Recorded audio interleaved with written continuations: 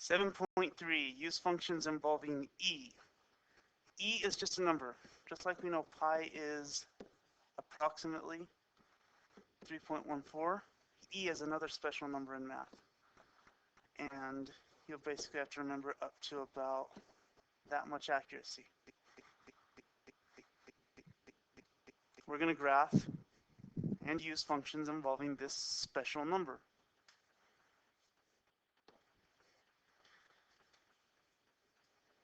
This slide is just for those of you kind of interested in how e came to be about. If you start putting bigger and bigger numbers into this formula, you'll get numbers close to e. Kind of a calculus idea right there, but you can play around with it, plug in a big number like 100, 1,000, 10,000. You'll notice that your answer gets closer and closer to this. The chart above has some of those numbers.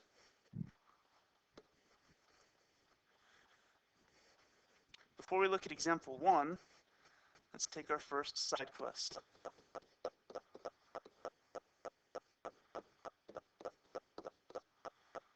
You're going to simplify two expressions.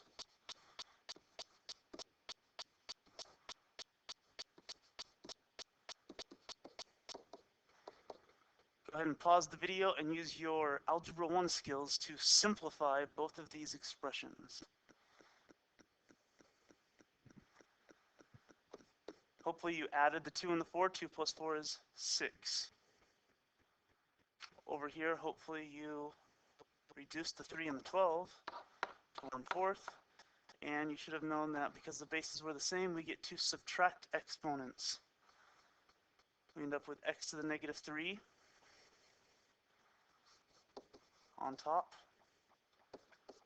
4 on the bottom. We don't like having negative exponents though, so we move it to the bottom. Alternatively, from the beginning of that problem, you might have noticed that there were 3 more x's on the bottom than the top, so you could have kind of skipped that step. One more piece to the side quest. Go ahead and simplify this also. Go ahead and pause the video and try to simplify that. Hopefully you realize that we have to square the 2 and the x to the 4th. So we end up with 4x to the 8th. With those skills, we should be ready for example 1. Part A, even though that's e and e is a number, our rules of exponents still work the same. The base is the same, so we add the exponents. 2 plus 5 is 7. Part B, we see we can reduce. 3 goes into 12 4 times and 1 time. There's 1 more e on top than there is on bottom. We don't really need either of those ones. And this third one, we have to square the 5. And we have to square the e to the negative 3x. So you should get 25 e to the negative 6x. Hopefully that doesn't look good to you, because what don't we like? Negative exponents. So we rewrite that as 25 over e to the 6x. And we're done with that one. Next up, go ahead and pause the video until you find your calculator. We're going to practice putting some of these into your calculator.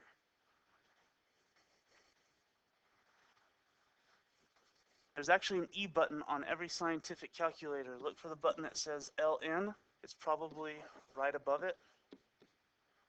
You might have to press the second button or the shift button, and you should be able to type in something like e to the 4th and get the answer that you see over here.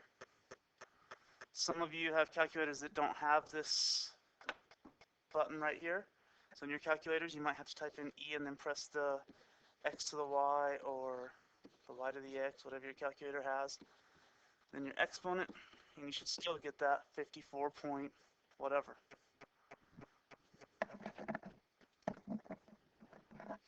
Try that for e to the negative 0.009 also.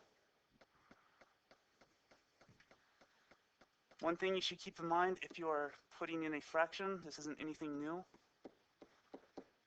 When you're typing that into your calculator, don't forget to put the fraction in parentheses. It'll make your answer wrong if you don't.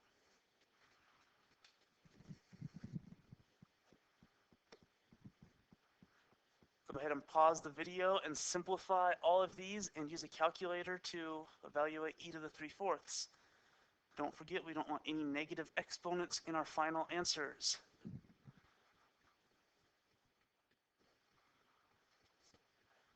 So next we're going to graph.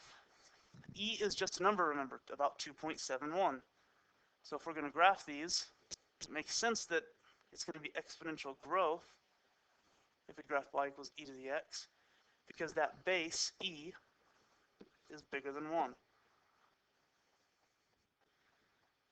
E to the negative x, just like we saw, e to the negative x really means 1 over e to the x. 1 over e is less than 1. That's why this looks like exponential decay. Base e has a lot of real-world applications. In fact, base e is what you'll use the most going forward after this class. Notice my graphs look a little bit less fun than 7.1 and 7.2, mainly because of the decimals. My recommendation for these, when you have these decimals, and because it's an e, we're going to have to use a calculator to graph these ones. This is a growth, which tells me I'm going to use 0, 1, and 2, whereas part B is a decay because of the e to the negative, and part B also has a shift,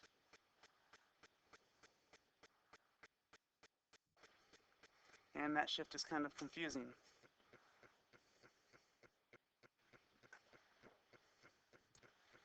We'll first rewrite the function without the shift, e to the negative 0.75x, and we'll make that table. But because of the fact that it's decay, we won't use 0, 1, and 2. We'll use 0, negative 1, and negative 2. Right now, go ahead and pause the video and fill in this table. You're going to have to use a calculator. For part of it, not really. E to the 0 is 0, times 3 is, or e to the 0 is 1, times 3 is 3. Next piece is a little harder. E to the 0.25 times 1, so we need e to the 0.25. You'll have to put that in your calculator and multiply it by 3. Right now, go ahead and pause the video and fill in the table for A and B. Remember, for B, you're plugging numbers into the parent function, not the original. When you type in 3 times e to the 0.25, you should have gotten something like 3.9. When you plug in 3 times e to the 0.25 times 2, don't forget your parentheses, you should get something like 4.9. And asymptote at y equals 0. We should be able to graph this now. Looking at my y values, I need to go up to about 5. X values out to about 2. And I can plot my points. 0, 3, 1, 3.9, 2, 4.9. My asymptote at 0. Domain, all real numbers. Range, y greater than 0. Reminder, domain is always all real numbers on exponential functions. Range is determined by the asymptote. At this point, go ahead and fill in the table for your parent function on part B. Pause the video to do that. Negative 0.75 times 0 is 0. Anything to the 0 power is 1. Second one, you should have gone in and plugged in negative 0.75 times 1. And then e to that, and you would have gotten something like 0.5. I'm rounding. Then you go e to the negative 0.75 times 2. Don't forget your parentheses. And I get something like 0.2. I can't graph this yet because I have to apply my shift. Looks like my shift this time is positive 2, positive 1. So I have to add 2 all of my x values, add 1 to all of my y values. I also forgot to put in my asymptote. We'll have to fix our asymptote also after we apply the shift. Go ahead and fill out this chart and identify your new asymptote. Pause the video and do that. Adding 2 to all the x values. 0 plus 2 is 2. Negative 1 plus 2 is 1. Negative 2 plus 2 is 0. Adding 1 to all the y's. 1 plus 1 is 2. 0.5 plus 1 is 1.5. 0.2 plus 1 is 1.2. Adding 2 to my asymptote also, I get 2. Now we're ready to graph this. Looks like my y values don't actually have to go too high this time, so I'll space them out a little bit more. 1 and 2. My x values need to go out to at least 2. And we should be able to see what this graph looks like pretty easily now. Plug in my 2, comma 2, 1, comma 1.5, 0, 1.2.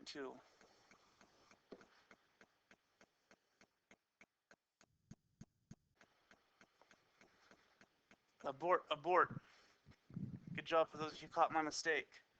I filled in my table wrong. I think I forgot to multiply by negative 1 and negative 2. I think I plugged in positive 1 and positive 2. My deepest apologies for not doing this ahead of time. Let's fix this. First person to email me and point out this mistake gets an extra credit point. First person from each class even. So let's fix this. We've got to make our table. I plugged in positive 1 and positive 2, even though I wrote negative 1 and negative 2 on my chart. My shift was right. My asymptote was right. The only thing wrong were these two numbers right here. So hopefully these are the numbers you got. This time I do it right and I get 2.1 and 4.5. Now I can apply my shift. My x values were right, 2, 1, and 0. My first y value was right, 2. This is where it kind of fell apart on me. 3.1, 5.5, new asymptote at 1. I think I may have messed up on my asymptote. Also, I think I might have put 2. Now we're ready to draw the graph. We're ready to say that the asymptote is at y equals 1. And we can plot our 3 points.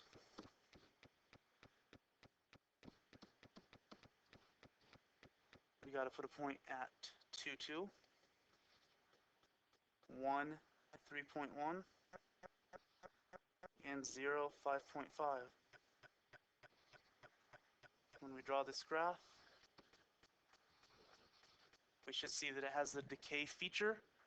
My domain and range are determined by the asymptote and the fact that it's exponential. All x's are used, only y's bigger than 1 are used. Before we finish up this lesson, let's rewind. I want to talk a little bit about how I knew I made a mistake. Back on this example, I was plugging in my x values.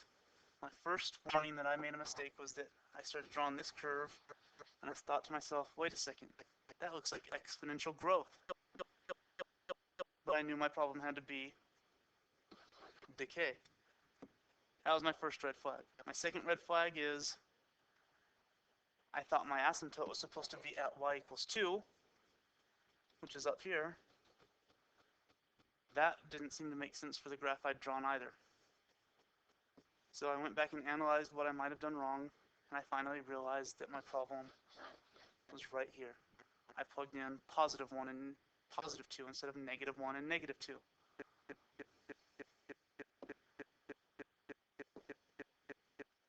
At this point, go ahead and pause the video. Try all three of these graphs. I'm looking for growth or decay. I'm looking for your tables. I'm looking for your asymptotes. It's all got to be there. If you run into a problem like I did, go back and try to find out where you might have made a mistake.